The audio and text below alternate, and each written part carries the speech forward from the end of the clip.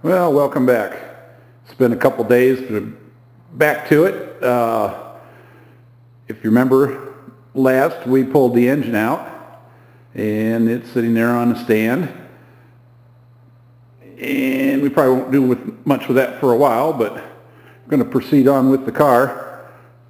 I think today what I'm going to do is pull the gas tank out. But first we'll give you a look at the engine compartment here. What's not there anymore.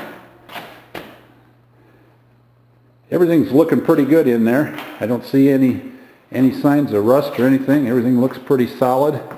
There's a little bit of damage to the front cross member there. It got bent a little bit, but that shouldn't be too difficult to straighten out. Even the battery tray and stuff, usually that's a rust area on these cars, and that seems pretty solid around there. So I think we got a good car to work with. Like I said, today we're going to attempt to pull the gas tank out so that we can flip this car upside down. I've done a little preliminary work in here. Datsun's got an expansion tank with a whole bunch of hoses, and those all had to come off. There's about 4 hoses that go to that, and 2 or 3 of them go down to the tank themselves. So in order to get the tank out, we got to get those out of the way. There's one of the hoses there. I don't know if you can see that very well. Light's not as well as I'd like in here, but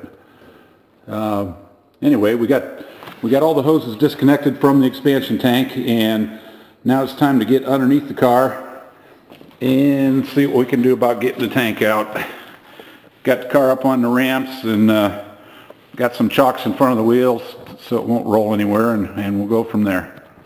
Okay, in order to pull the tank, we got to get the filler neck out of the way too. There's 3 bolts that hold that in, and then that just pops off, and then it's pretty flexible rubber.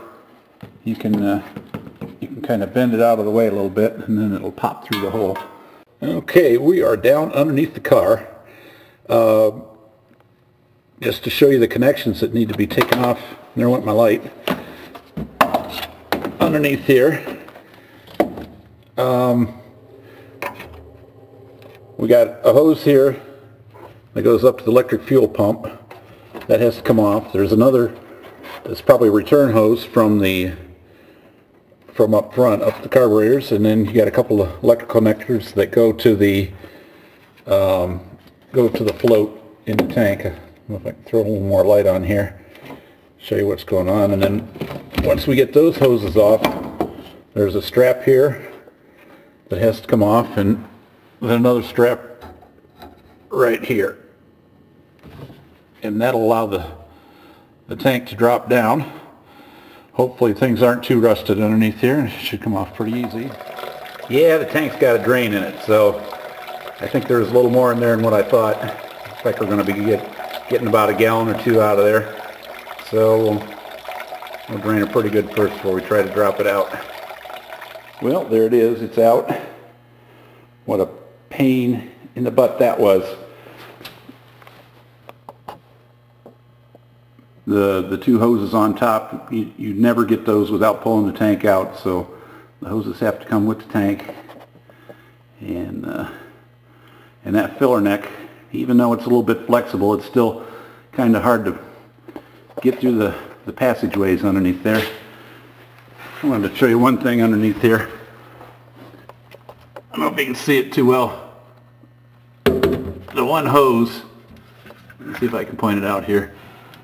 Right there, it goes right through the frame rail, and it makes a real sharp bend up in the filler area there. Man, what a pain. If I was going to be putting this tank back in, oh, I'd hate to think about that. So fortunately, I think we're going to be going with a fuel cell, so I won't have to worry about it.